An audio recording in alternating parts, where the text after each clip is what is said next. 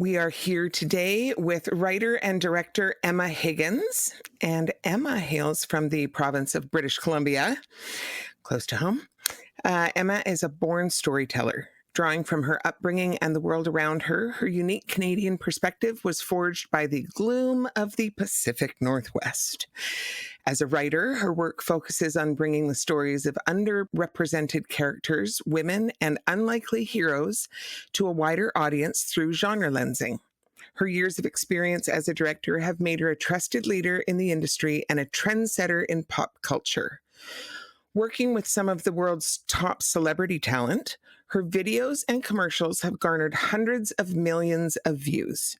Her obsession with color, wardrobe, art direction, hair, and makeup give her work a distinct visual language. Above all else, she's dedicated to the humanity in every story she approaches. With a particular love of the misfit or outcast, she has a punk rock heart. After being nominated in 2018 for her video for Mother Mother's The Drugs, in 2021, she was recognized with a Juno Award for Video of the Year with Jessie Reyez's No One's in the Room. Her short films have screened at Toronto After Dark, Holly Shorts, Atlanta Film Festival, and CFC Short Film Festival. Outside of directing, she enjoys all things Halloween, I can attest to that, Middle Eastern food, cats, hiking, running fast, and the 1982 masterpiece Poltergeist. She currently splits her time between Los Angeles, Toronto, and Vancouver. Thanks for joining us today, Emma. Wow, thank you so much for having me and that lovely, thorough intro. Is it weird hearing, everybody says it's so weird hearing your bio read to you. It's never actually happened to me before, so it's very weird. Well, is there anything there you'd like to flesh out? You want to tell us your story briefly for listeners who might not know who you are? A little about your journey and how you got where you are today?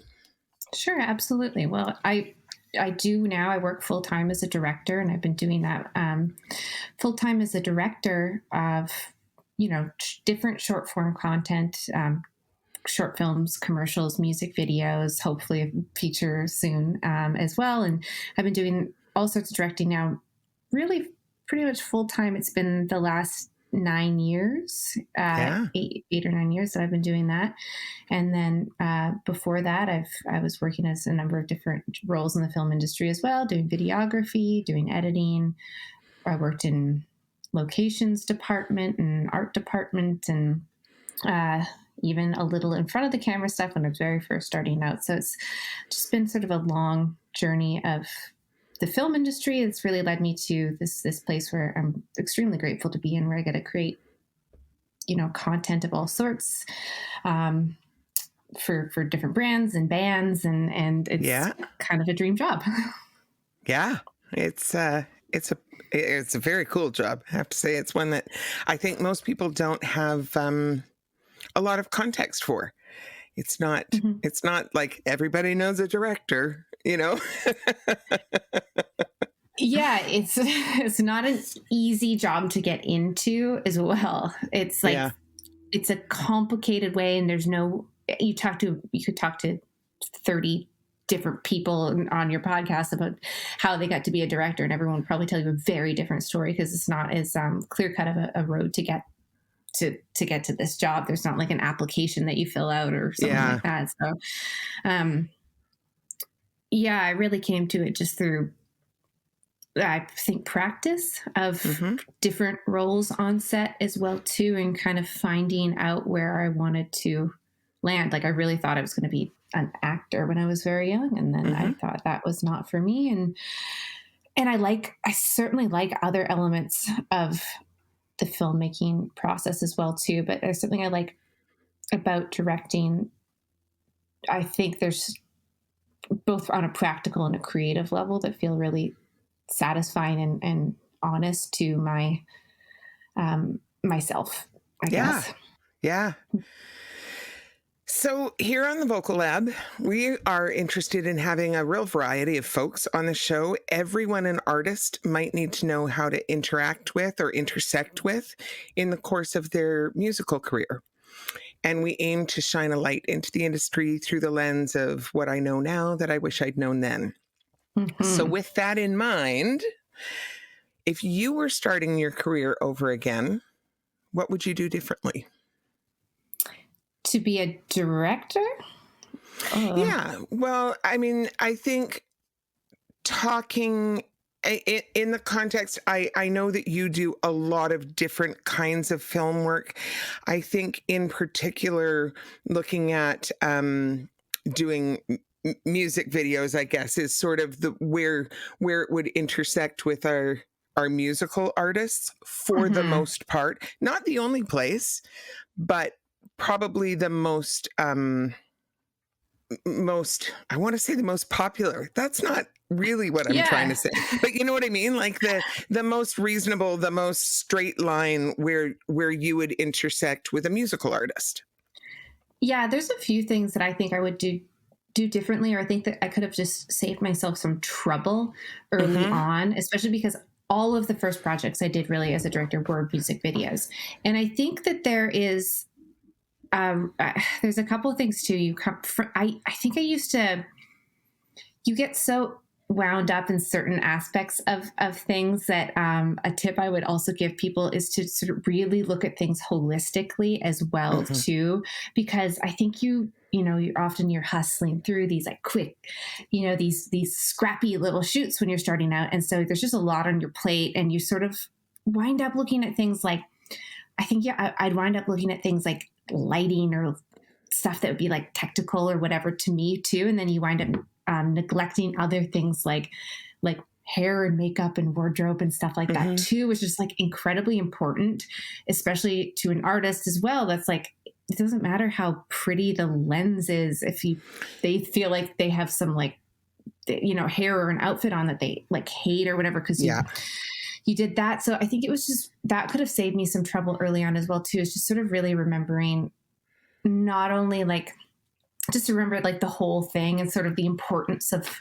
all these things in balance, I think is what makes a really good product as well. And to remember that balance. I also think it's such a collaborative process, and it has to be a bit of a check and ego, I think, sometimes when working with artists at the end of the day, because yes, I put a ton of work into every video I do, and it's something that I care about. And I do hope that my creative input is respected, but at the same time, it is not my name on that video, like as publicly as an artist is. So you have to remember too, that an artist is that's their name or brand that is going to be on the internet forever. So people rarely know who directs the video. So if it's something that's, that I can just, if I put something out or whatever that didn't go the way I wanted it to go, I can kind of like, not advertise it, and it's not like there forever. It won't follow me through time the same way it will follow an artist through time.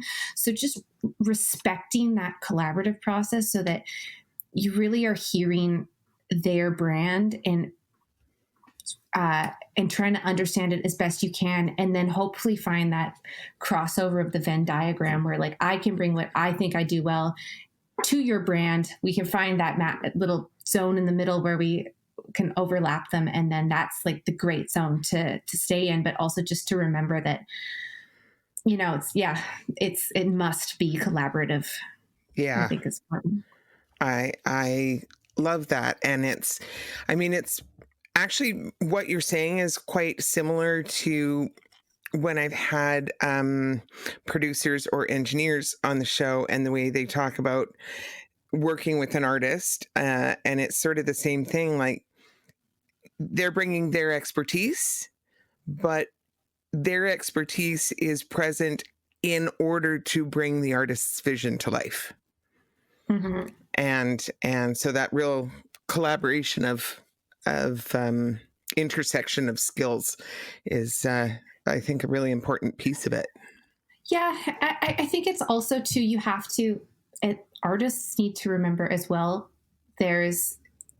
it should probably be a give and take with the director for stuff too, because often you are working for free or next to free. And there's sort of this like thing too, where it's like, yeah, directors are looking to if they're not getting paid financially to do your video, what they're hoping to do and what I was hoping to do was, build my skill set and build a reel that I could go out and turn into bigger projects and a career. So if, you're sort of pushing a will or something on a director, and sometimes it might be okay to just say, okay, well, as long as I have these things, I can sort of come and let the director do a few things that they're excited about too, to sort of make sure that they remain excited about the project, so that, because frankly, if you're not paying them in money, which you're often not, maybe it's nice to keep an open mind on your end as well, that it's like, okay, I can, and maybe it's part of your job on both ends is to like hopefully inspire each other with good ideas and things like that too. Well, and I mean, that really is the true nature of collaboration, right? Everybody's bringing their stuff to the table and figuring out the best way forward with all of that information, not just weighted to one side or the other. Yeah. And it's different too in commercials when I do those and stuff now too, because like if a brand is coming, they are paying, and they are paying full rates to everyone. So you can, when they say they want this thing, it's like, okay, well, that's sure. That's what you're paying for. Absolutely. It's not exactly, it's not what I would do, but okay. Yeah. Yeah. So let's look at the flip side of that. We talked a little bit about what you would do differently. And what are the things that you've done right in your career? What would you do the same all over again? Oh, that is a very good question. I think the things I would do the same. I think that the things that were really helpful to me were this idea of this DIY attitude. And I think I would do that the same. I felt like you really kind of have to self-start on a lot of that stuff. And someone had given me the advice very early on that was like, if you want to be a director, just go direct. Don't wait for someone to go give you permission to go do it. And I really took that to heart. And I think that helped me a lot, because you can find ways to create stuff. Yeah. And that was just really good. I think that applies to music video directors and probably all artists too. If you wait for permission for someone to give you it, you're going to wait forever maybe. So that was something that was really helpful to me too. Other things I think were just building really strong relationships with artists and other creators. So like teammates, crew people, even just production, the vendors, things like that too, that were strong, because it helps as well too. And then, artists as well. And hopefully, it's just kind of a small industry at the end of the day.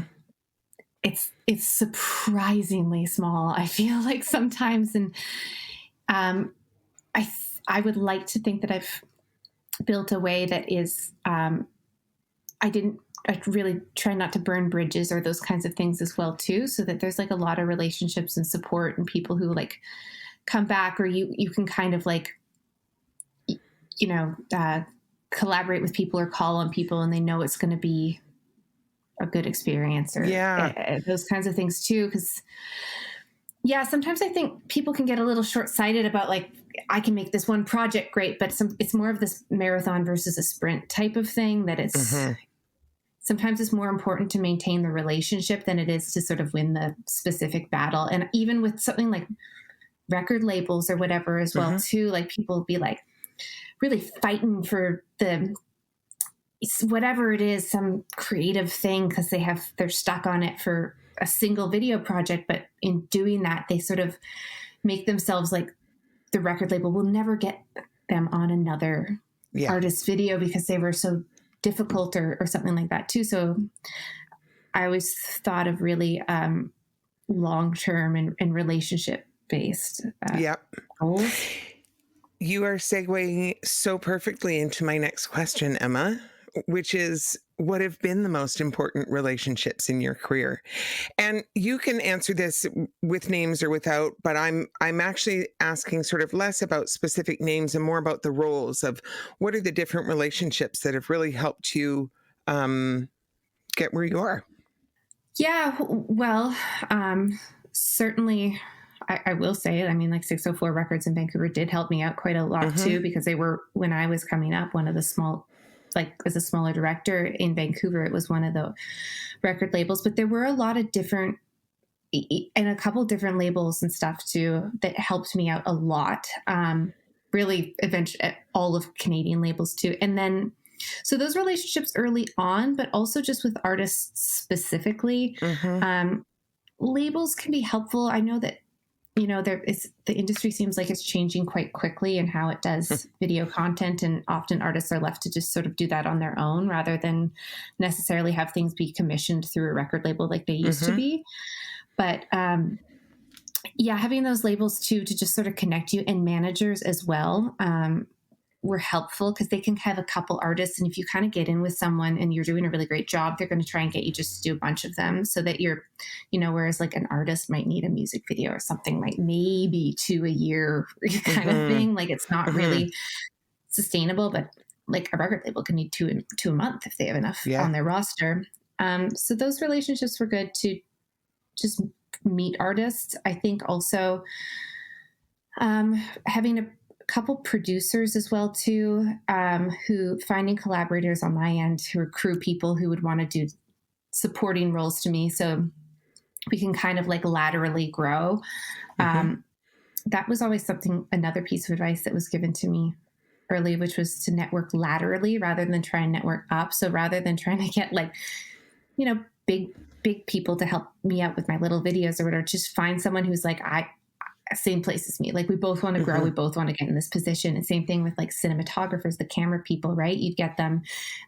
They might have been doing like an assistant job before, but they really want to be the main cinematographer. So you're going to say like, great, like let's give you the opportunity, you work with me, and then you grow together and you see people kind of come up together, which is very, very helpful. But, and then, yeah, finally as well too, like, reps eventually became a very, very big relationship for me, who would make introductions to managers, to labels, to artists and stuff like that for me. And they'll do that and they'll commission on a portion of your work eventually. But that's definitely a little bit further down the road stuff. Yeah. So is that, like, I'm not familiar with that role. Is a rep in that industry, does that function almost like a manager would for an artist, kind of? Is it that in between person?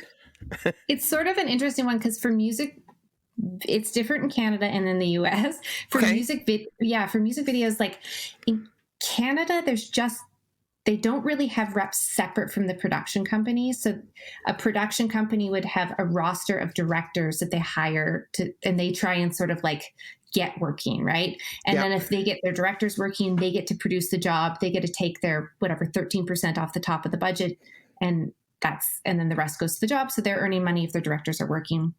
So they want to have a roster of working directors, you know, just in the same way a record label would have a roster of artists. You have directors that you think you can get working. So they would, you know, try and go get you working. They wouldn't have a separate rep. In the States, we actually have different separate reps. So I'm still on a roster at a production company, but there's actually a separate rep. For me, his name's Tommy Labuda. He reps music video directors. So he knows all the record labels. And so when any of the record labels or artists or whatever need something, they'll come to him. They'll say, you know, Tommy, we got the Cardi B needs a video or whatever. And we have this much budget and we want to shoot in Madrid on June 25th or whatever. And he'll go through all the ones so he's got directors who are on his roster, but are a bunch of different production companies. And he'll kind of send it out to a handful of directors and see who's available and interested. And then he'll get back a few pitches and then he'll take those to the artist. And then the artist will hopefully select someone and then he'll take a commission for finding it. But okay. Well, that helps clarify that process really nicely. Thank you.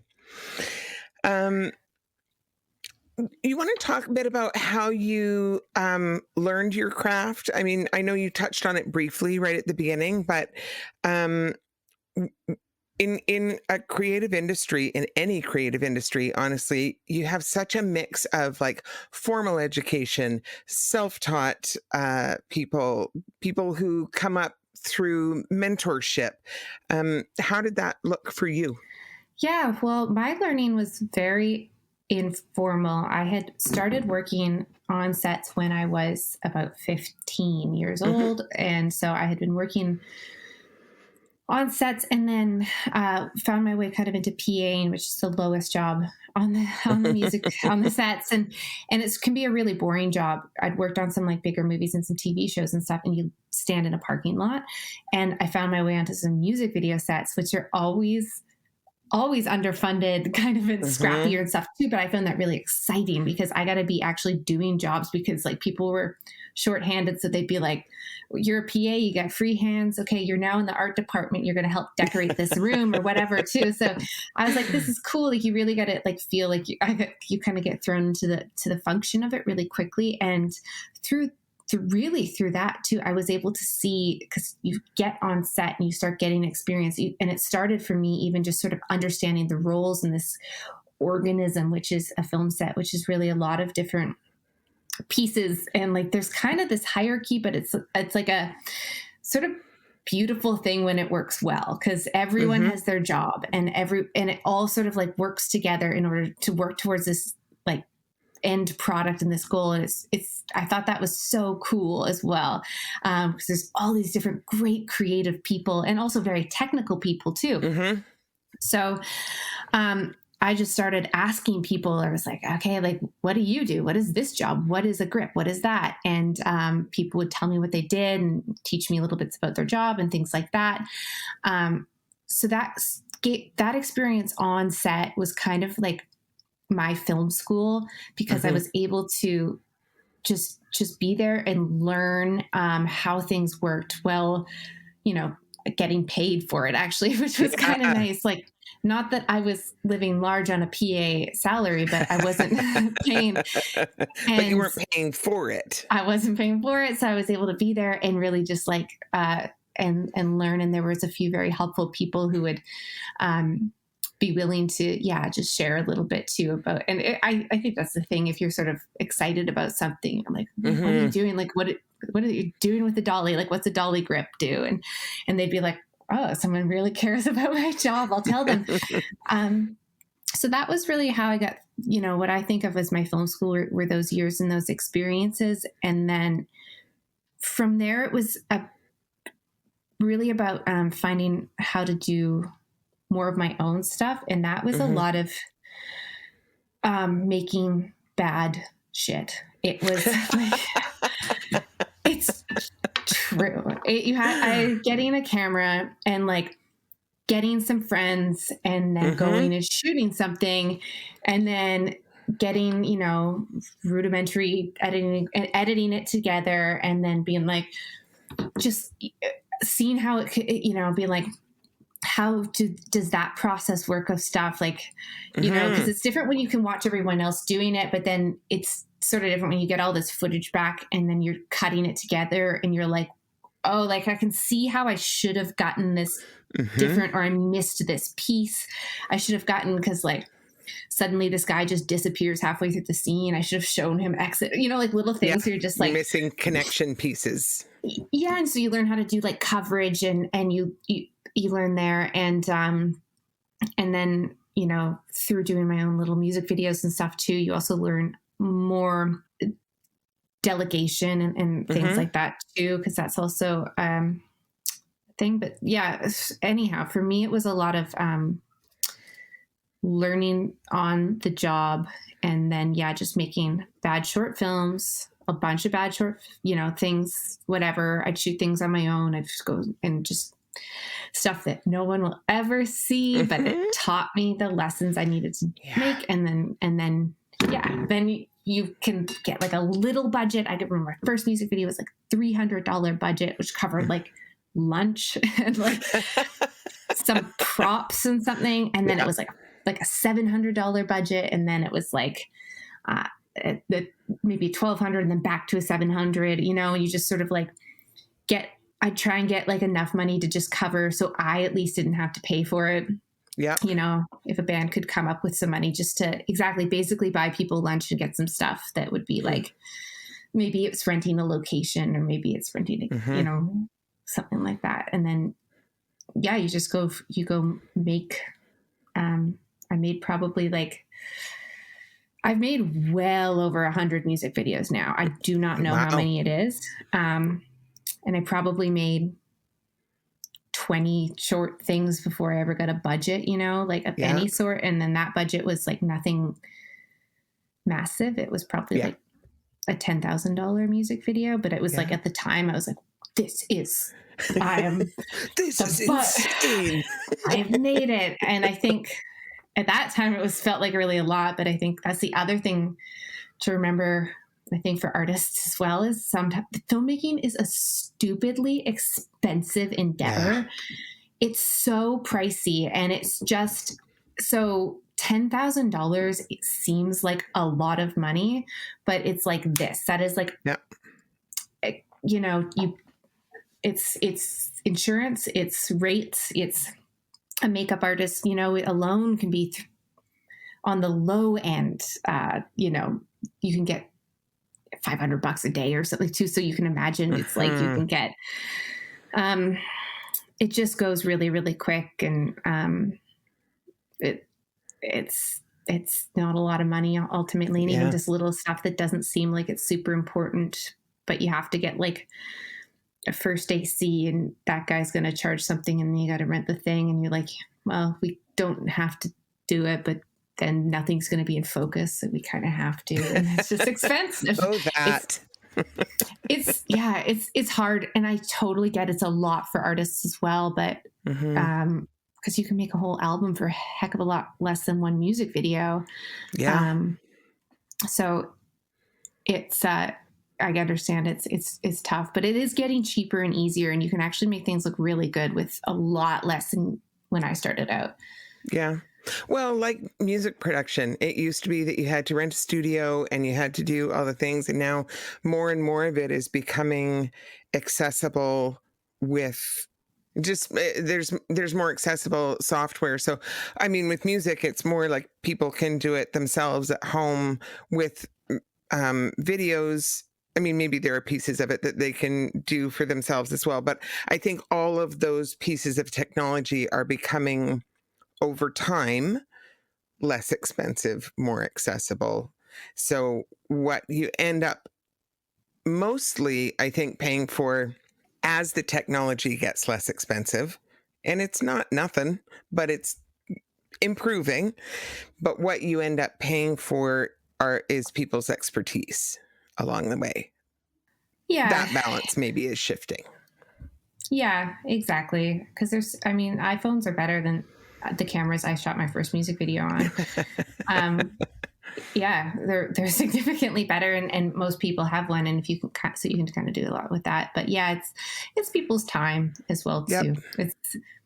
And expertise in all those departments as well. If you do have a makeup artist, or you have someone who's making a cool set, or getting props for you, or buying you clothes, or or just making things even go smoothly. It's like it's stuff like finding locations and just making sure too there's kind of this like level where you can sort of do things scrappier, but there's a level sometimes when record labels get involved and stuff too, where you suddenly switch into an official capacity. And when you are starting to pay people, it also, like, if you're paying people, now you have to unlock some stuff, because now you do need insurance and workers' comp, and like, and you need to do that stuff too, because it can come back to bite you in the ass if you don't do it. It really can. It really can. Yeah. All right, let's switch directions here a little bit. Do you want to talk about how you approach the concept of storytelling in your writing and directing? Like, how do you connect to your audience? Well, it's really different on depending what it is, Yeah. because I think I have my natural intuition of the stuff that attracts me, and it is the stuff you read in my bio and that as well too. And like when I sit down with a blank page, the type of stories that I'm, you know, intuitively drawn to, that just come out, that, you Mm-hmm. know, feel like this is interesting, it comes naturally to me, and that kind of stuff. And it, as far as that goes, it's just been trying to understand my intuition and also not judge it as well too, because I Yeah. think that there's those things where, you know, maybe you're like, I want to be this type of filmmaker, or I like these kinds of stories or this kind of thing, but like there's a certain flow that I have just found, and like I like this kind of stuff, and it just feels to come the most natural. So I'm not questioning, I'm not judging it, and I'm just trying to be like, okay, this feels like exciting to me. Mm-hmm. And then, you know, when working on stuff that's client based, whether it is a commercial or with a musical artist as well, it's like looking at sort of what exists already with the brand. It can be tough if it's a brand new artist or something like that too, so you don't really have anything, but that might be a conversation with them, and like getting a sense of what they are wanting to put into the world, and then how Mm-hmm. I can apply those things that in my intuitive stuff that I like, and I'd be like, will we cross over here? There will be times where sometimes you would just, I will get something to or from an artist or something as well, and just be like, I don't think we're actually going to have crossover here, and taste what you're coming at is like not what I like. And I think it would be a disservice, like, not to give shade to it either too, because if Mm-hmm. that's their truth and their intuitive thing, that is like, that's their art and they want to Mm-hmm. whatever, then power to you. That is what you're supposed to do as an artist, but it might just not cross with mine. And then so it's like, I think I'll have a hard time if I'm trying to like completely change, what the kind of thing I do is to Yeah. like get there. So sometimes it might just be like, I just don't see this being a good fit. Like, I don't think I'll do Mm-hmm. service to what you're trying to put into the world, because I can't really find a connection between like Yep. what I usually like to do or what I think I'm good at and what you want to do. So I think that's sometimes it's no. a really actually important piece of it is there are times where it can be a great fit, and there are times when it's not a great fit, and everybody is going to be better served to choose not to work together if it's not the right fit. And those are the things as well too. I encourage artists to really look at stuff like Yeah. as well and know what you want to say. First of all, like, I think if you are going to go talk to a director, it's important that you reflect on like, at least knowing too, you're like, well, I've done some of this kind of stuff. I think it's important, like even basic questions like, do I want to be in the video or not? Like, or do I want to Yep. have actors in the video or something like that? Do I want to perform? Do I want to do this? Like, what are the things that you're looking and that you want, so that you can have that conversation? And then I'd say too, just like look at a director's work and kind of see if you like it. Because I've Mm-hmm. been sort of like, sometimes I've seen people too, I'm like, and they'll come to me and then like, what they're asking for too, I'm like, have you ever watched what I do? Like, this is so, it's really weird that you came to me for this job, because it's like, This is not my wheelhouse. yeah, it's really not my wheelhouse. And I just think it's like, maybe they just didn't look or something first too, but there are a lot of Mm-hmm. really great, filmmakers. Just take a look and see if there's anything you like. And then it's also helpful too to hear, if you liked something that I did or whatever, then you can say like, I was drawn to work with you because I liked your video for so-and-so or for this. And that kind of Yep. made me think of like, I thought that was cool. So I knew that we'd have something there.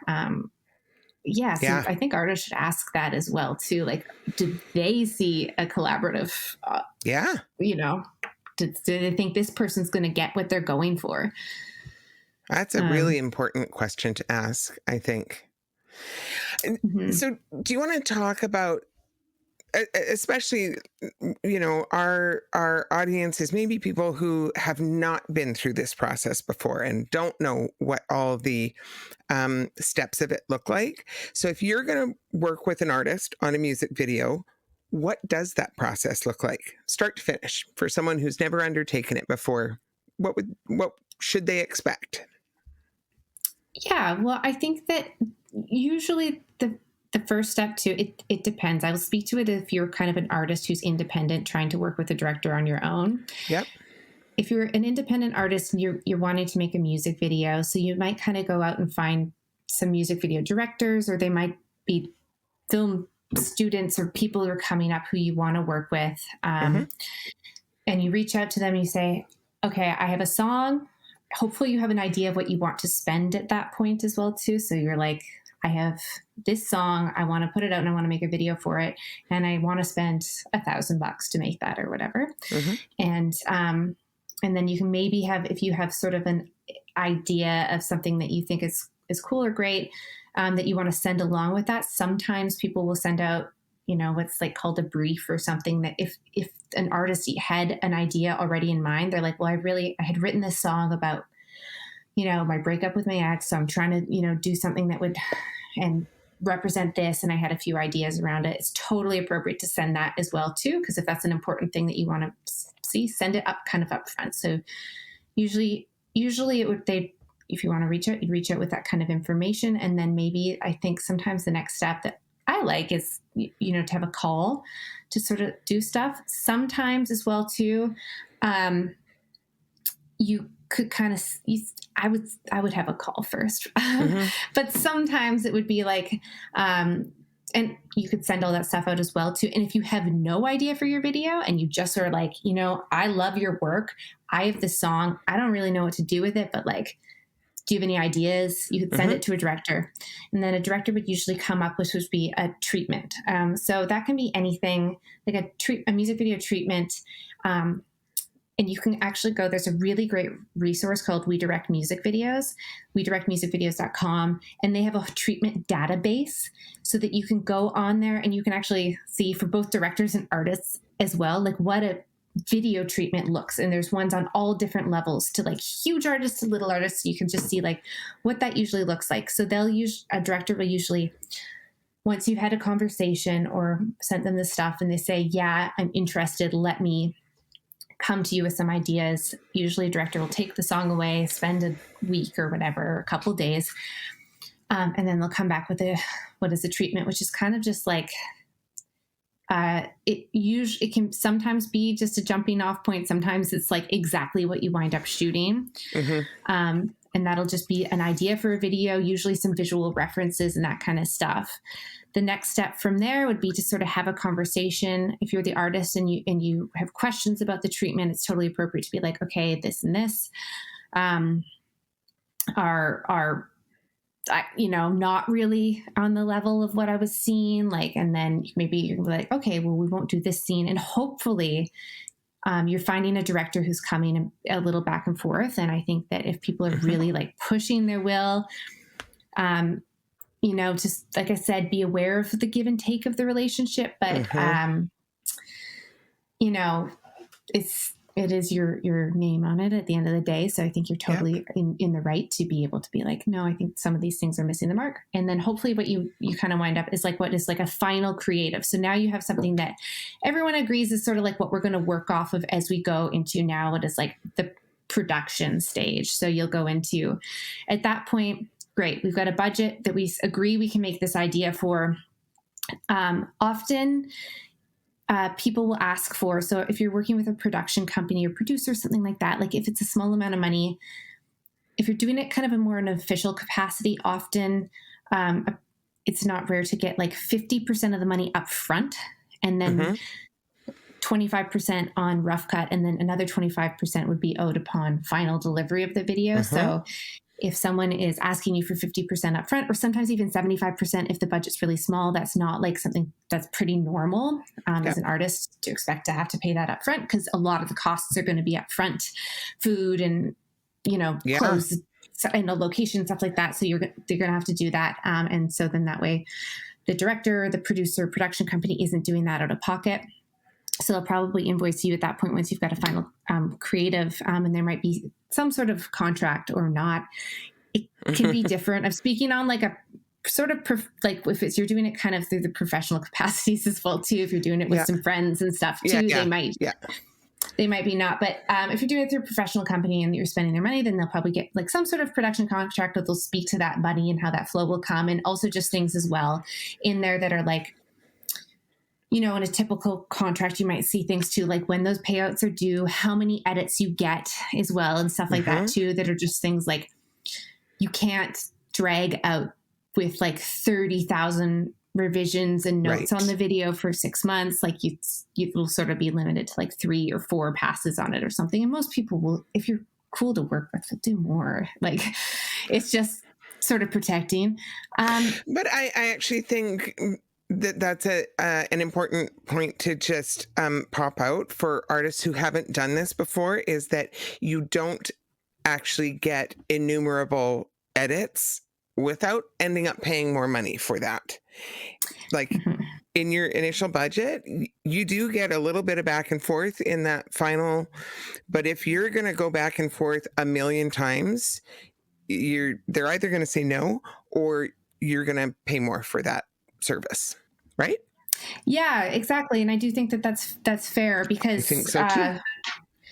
It's if, I think most of the time it goes back and forth is like, because there's maybe some insecurity or breakdown sometimes in the chain of communication. I think it's also really good when you get a cut. If you're going to send it to people, send it to all the people and compile the notes, because then you kind of have them all in one. So then if you're doing a revision on the edit, you can kind of send everyone's notes at once, because then you don't like blow an edit when you're like, oh, someone else said this thing and that was good. And, so it's just sort of a smart way to do it. Anyhow, you'll probably sign some sort of contract. You'll probably pay up front. You'll pick a date to shoot and you'll start to work towards it. I think, again, too, it depends how much. Some artists want to be very involved, and some artists just want to be told, like if you really are, if it's a director that you love and you just like their art and you want to just be like, okay, cool, tell me where to show up and I'll be there, fine.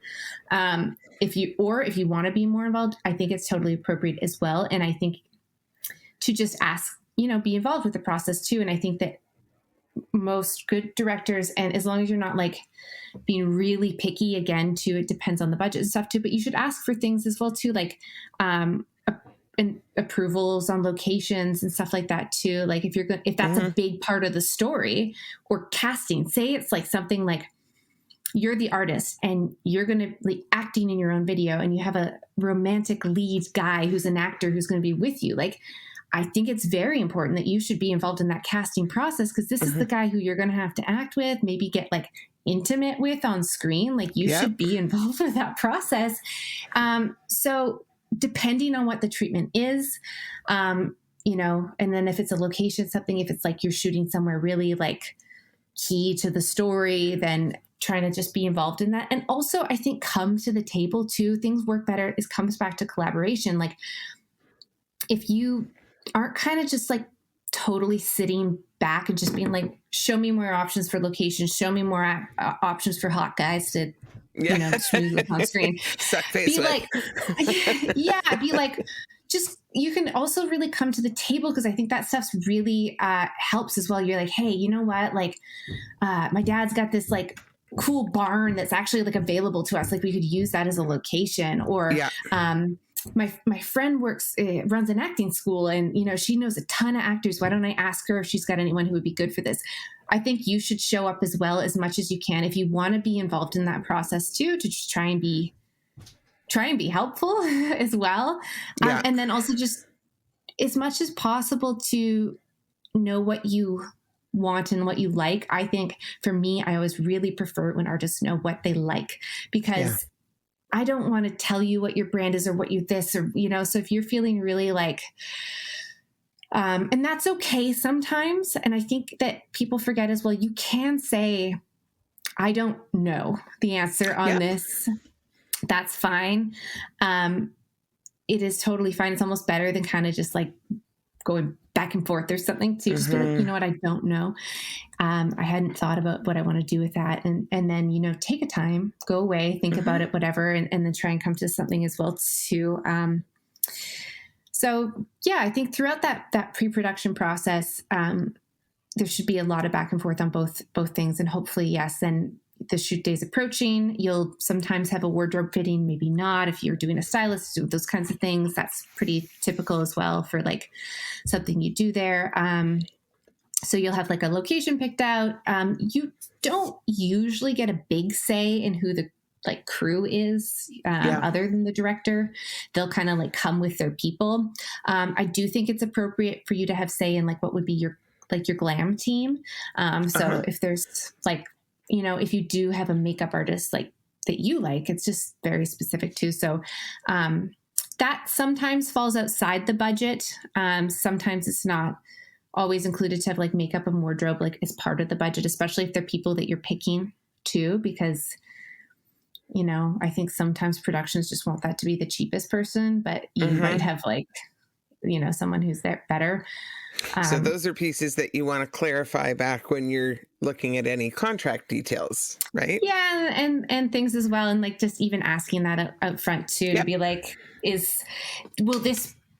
what will this budget include as well? How many edit revisions is it going to include? What are the, even like, what am I going to get in the, you know, the end?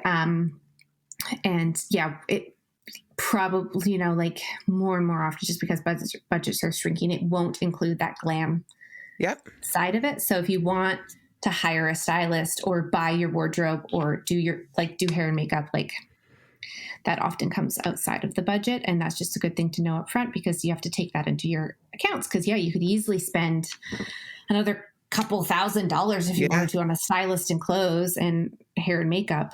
So if that's something you want to do, so then really you get into production. A typical music video day shoot is extremely long, as you know. It's like usually like a minimum of 13 hours, like 12 working hours and a lunch. So sometimes more like 24. Sometimes like 24. I've been on a few 24-hour ones. That's too much. But yeah, it's not abnormal for it to be like, and you'll get like half an hour lunch and all that kind of stuff. So yeah, it's usually like 13, 14 hours that you're going to be there. And often 18 hours is not unheard of. Like that's kind of the zone of stuff. So I always say to artists too, like, you know, get a good night's sleep if you can before expect it to be long. Yeah. And take into account, like if, when there's scenes that happen in daylight hours and darkness hours, that is automatically going to make the shoot longer. So know that going in, right? Yeah, it's just going to be long and things move slowly. And like weirdly, the higher budget you get and you get bigger crews and stuff, you get bigger lighting setups, you get more people and extras and stuff, and things move even slower. Yeah. Like it can take hours to shoot something that would last for 20 seconds on screen. It's insane. Yeah. So it's just a long process. Don't even worry about it. It's just going to be a long process. I always do say, like, show up on time too, because it's your money at the end of the day. Like, it's your money, even if it's record late, it's your money and it's your thing. So like if people wind up going into overtime and stuff like that, like it's, you pay for it, like at the end of the day. So, and I think I think it can be sometimes scary as well too, hopefully you do have people maybe who you trust as well on set. I think it's totally, if hopefully you have a really good relationship with your director at this point. So they're going to be, you know, you trust that they're getting what you want as well too. But I think that sometimes it's okay to, it's always okay to ask, like, hey, can I see that back? And they'll play it back on a monitor for you or something too, just to make sure that you're like, you should be able to ask that. And anyone who's like, no, we can't show you that, is like, that's not the way it should be. Yeah, they should show you stuff so that hopefully that makes you feel more comfortable and you can see like, okay, good. Like this feels like what I was going for. It doesn't feel totally off base. And then, you know, hopefully you do have people as well on your team who you trust. I think it's appropriate if you have people like if it is your friend doing your hair and makeup who's come to set and she's someone that you love and trust, or he's someone that you love and trust, then you can, look to them, and they're going to they know what you really want. So they'll come and sort of speak up to that too, or they'll be like, no, good. It's like good. Or you could, if that's a manager, if that's a parent or best friend, like you can bring those people to set, I think too, if it's helping you. And, that's fair. That's like what you should do, especially if you're an independent artist too. It's sometimes, just as long as they're on your team and you trust them. Yeah.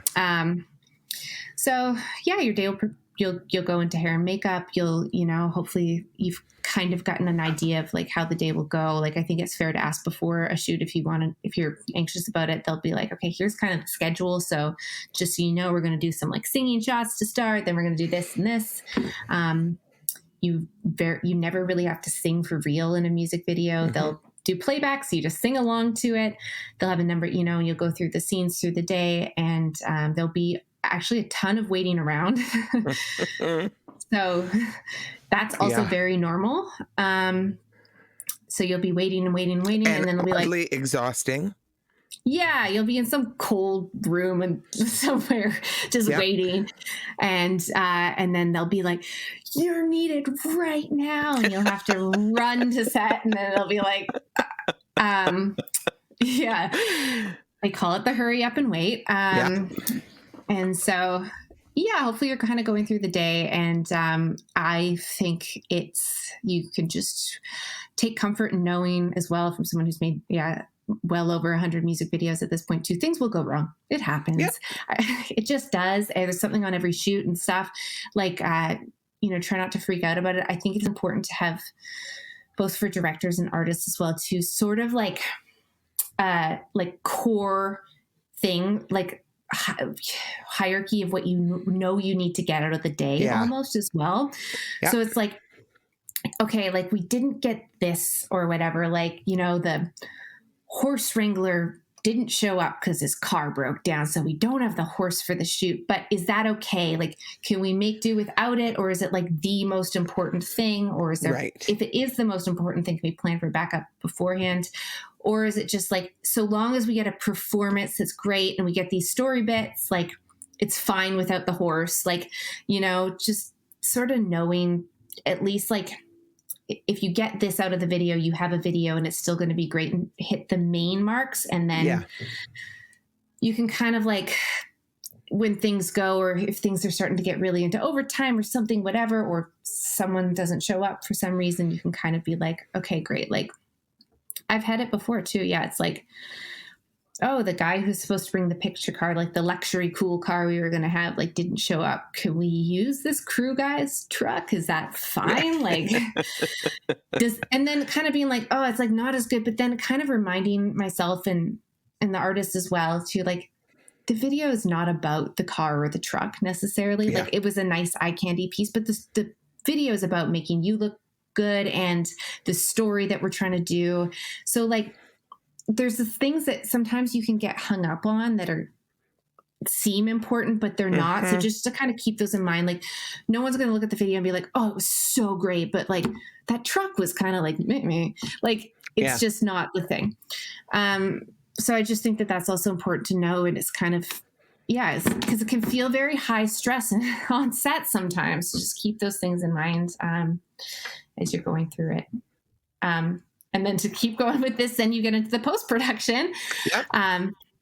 I think usually what will happen too is that a director will either work with an editor or they'll edit themselves, and they'll take the footage away, and you can expect a rough cut in like a week to 2 weeks or whatever you guys talked about beforehand. I do think it's important to talk about that beforehand, especially if you as an artist like kind of are working towards a release plan, to let people know and be like, okay, I need the final delivered video by here, and then work back from there. Usually you'll get a rough cut, and sometimes it depends on your relationship. You can actually go and sit in on an edit. That's not crazy either. You'll go wherever and you can go sit, you can talk about stuff together and with the editor or director and look at the shots. And if there's something to, you're like, can I see different takes of this? You can ask that. Or you can just get a cut, and then you can, like I said, share it to all your friends or people that you wanted to see it, collect all the notes, send those back, and then you'll get a new cut, and you'll go back and forth until you're happy with the cut.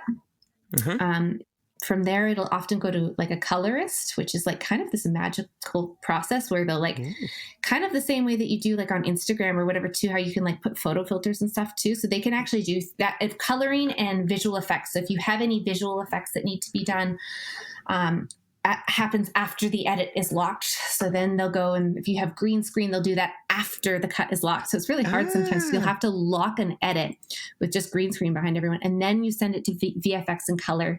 So they'll do any visual effects after that point. You'll still get, you should still get passes and feedback on that. And then coloring too, it's the same thing. It's kind of this like really great thing because most cameras shoot on digital now. They come in this like very raw way, but you can do crazy cool things. Like you can actually like isolate colors and just like make things look like, if you wanted to make it look more old timey or just those things as well, or more filmic, you can do it. All I can think about right now is like Wizard of Oz and going from black and white to color, or like you go to Emerald City and everything is green. Yeah. And you can the digital version of that, right? And you can do that. And often I think people will say like, oh, well, we can fix that in like color or online. And that's what they're talking about too. Because some things you can actually do. It's depending on your budget. Like it might just be kind of like the director editors, like doing like a little bit of color tweaking on their own, or they're doing the visual effects on their own. But if you get those higher budgets, like we actually do, it's a separate day with a person whose full-time job is a colorist, and you go to a studio with them, you sit and they color the footage, and they can do like actual crazy miracle stuff. So if you have a blue shirt, they can be like, well, make that a green shirt. Like, and they can like do things like if your teeth are really stained in yellow and stuff too, they can actually do things like make them look whiter in footage. Wow. Or if you have a pimple on your forehead, they can like get rid of it. So that's amazing to me when it's like still photography, that's one thing, but when it's like motion photography and they can still do those things, that is a little bit of mind blown to me. Yeah, it's really cool. And no one knows that even that's a job too. It's like you can do that. And that's kind of the last step. Then usually then they'll, usually deliver you if you have certain file formats that you've asked for or whatever, because you're going to put your video out on MTV or YouTube or whatever you need. They should provide you with those files. And then you can, I always think it's a good idea too, to like, maybe you just get all your footage too. Like, I think it's like, get a copy of the hard drive after it's done as well. If you want it, if you're sure that I don't know, sometimes it like, maybe you're never going to use it for anything ever again too, but cause it's like all the stuff that wound up on the cutting room floor, but maybe there's other things like in the future you want to like cut promotional material out of. It's like your footage, you own it, you paid for it, like take it. I would never have known that. Cause like when you go to a photographer and you have photos done, you get to choose your whatever, like 10 photos, but you don't just get negatives of the whole shoot. You know what I mean? I mean, obviously it depends on what you work out ahead of time, but when I've gone and had headshots done or whatever, that's how it's worked. I haven't just gotten to take all 200 photos in negative form. So I would never have known that. So that's actually kind of interesting.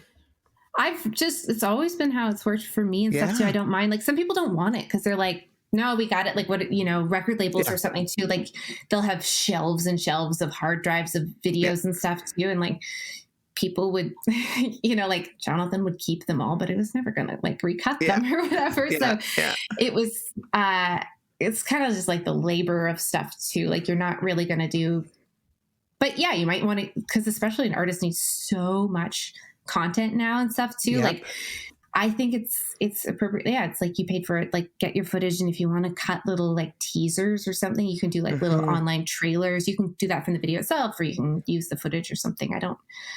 I would, maybe some directors mind. I don't mind. It's like, do what you want. And you paid this money, and I know how much it is for artists too. So sometimes you want to just like milk the shit out of that footage because you're like, I got it. But that's the process, I would say, beginning. That's like I really appreciate your generosity with that, Emma, because there were a lot of pieces of that I didn't even know. And I've watched people close to me go through that process lots of times, and there were details that I had no idea. So I think that's really important information for artists to know what all those steps are going into it for themselves, you know?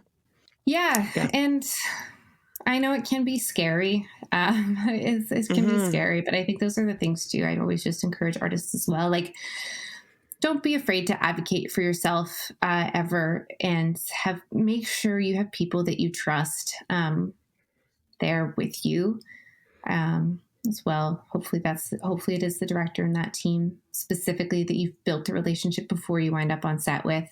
But then, yeah, other people as well, just that you trust. Mm-hmm. Hey, folks, thanks for tuning in today. That was actually just the first half of my interview with Emma Higgins. So I can't wait for you to hear the rest. Make sure you tune back in on Thursday, and you can hear all the rest of the great stuff that Emma has to share with us. We'll see you then.